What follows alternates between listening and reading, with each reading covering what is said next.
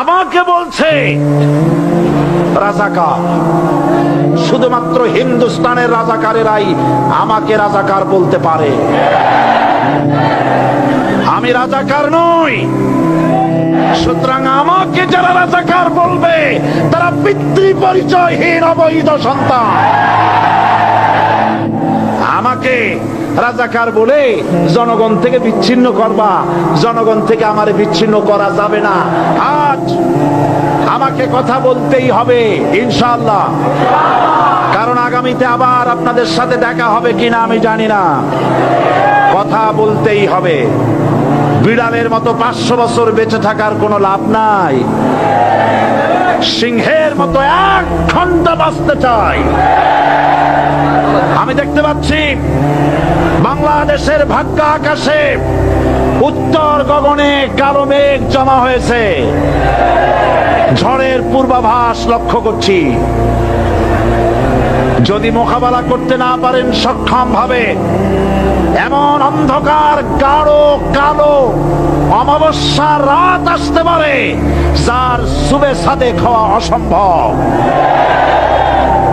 সুতরাং আপনারা কি কাপুরুষের মতো কাফের মুশরিকদের গোলামি করে মরতে চান?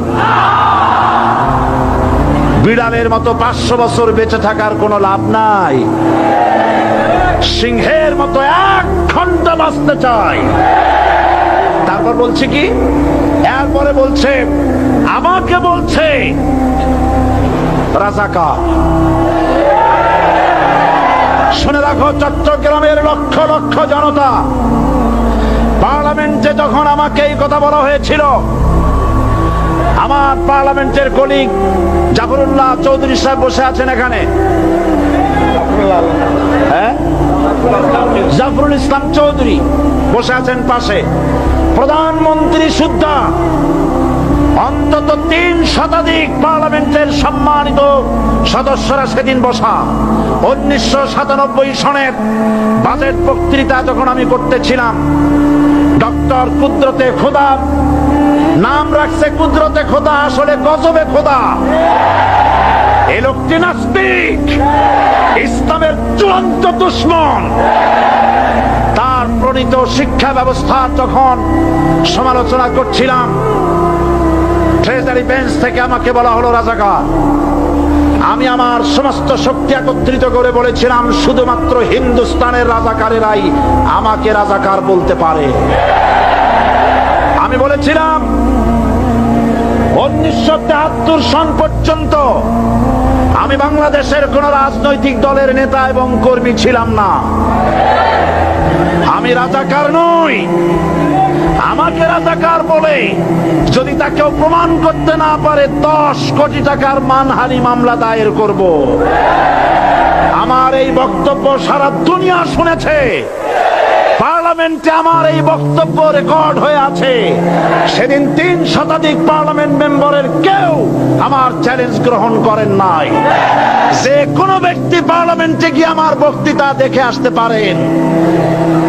এরপরে 1997 সনের 7ই অক্টোবর দৈনিক জনকণ্ঠ পত্রিকা যখন আমার বিরুদ্ধে লিখলো, সেই পত্রিকায় সাইদির ওপেন চ্যালেঞ্জ 8ম পাতা, 1997 7ই অক্টোবর, এত বড় 2 কলমে হেডিং।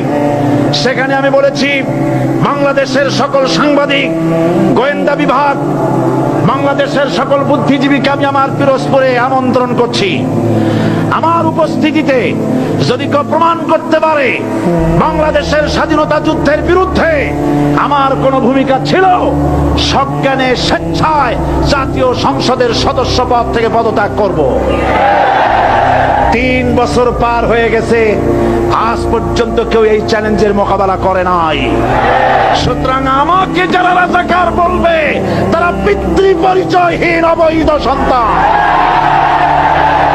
1971 সনের, শোনো মুসলমানেরা, 1971 সনের কোন কাদা সাইদির গায়ে লাগে নাই।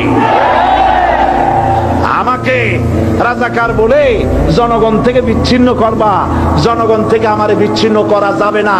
কারণ এই জনগণ আমার জন্য আসে না, এই জনগণ আসে আল্লাহর কোরআনের জন্য। বিন্দু রক্ত থাকতে শয়তানের তৈরি করা ধর্মনিরপেক্ষ মতবাদ বাংলার জমিনে কায়েম হতে দেওয়া হবে না, হবে না। আমরা মানুষের তৈরি করা আইন মানি না। 12 কোটি মুসলমানের দেশে আইন তৈরি করবে মানুষ, আমরা মানব না। পার্লামেন্টে তৈরি হতে হবে কোরআন দিয়ে, পার্লামেন্টে আইন তৈরি হতে হবে কোরআন দিয়ে, এবং কোরআন হবে, আল কোরআনের পার্লামেন্ট হবে বাংলাদেশে। ধর্মের নামে রাজনীতি নয়, আমরা ধর্মীয় রাজনীতি করি, আমরা এই কোরআনের রাজনীতি করি। এই কোরআন নিয়ে বাঁচতে চাই, এই কোরআন নিয়ে মরতে চাই। এই কোরআন থেকে আমাদেরকে বিচ্ছিন্ন করতে চায় কাফের, বেঈমান, মুশরিকেরা। ও আমার জাতি, কোরআন থেকে যারা বিচ্ছিন্ন করতে চায়, তোমরা কি তাদের বিরুদ্ধে জিহাদের জন্য প্রস্তুত থাকবে? যারা মানুষের উপরে জুলুম করছো, আলেমদেরকে ধরতেছো, মুসল্লিদেরকে ধরে ধরে জেলে ঢুকাচ্ছ, সময় আসবে এমন ইন্দুরের কর্তব্য মানা পালাবার জন্য। মুসলমান হওয়ার অর্থ হলো শাহাদাতের ঈদগাহে শামিল হয়ে যাওয়া। তাড়াহুড়ো করো না, অপেক্ষা করো, ধৈর্য ধরো, মার খাও, জেলে যাও, শহীদ হও, আল্লাহর রাজ কায়েম হবেই হবে। যারা ইসলামী শাসন চান, আল্লাহর দ্বীনকে বিজয়ী দেখতে চান, তাদেরকে অসংখ্য মানুষকে পোড়াইটের মতো জেলখানায় পুড়ে পুড়ে মরতে হবে, অসংখ্য মানুষকে ফাঁসির কাস্টে ঝুলতে হবে, গায়ের রক্ত দিতে হবে, শহীদ হতে হবে, তারপরে ইসলামের ইমারতটা কায়েম হয়ে যাবে।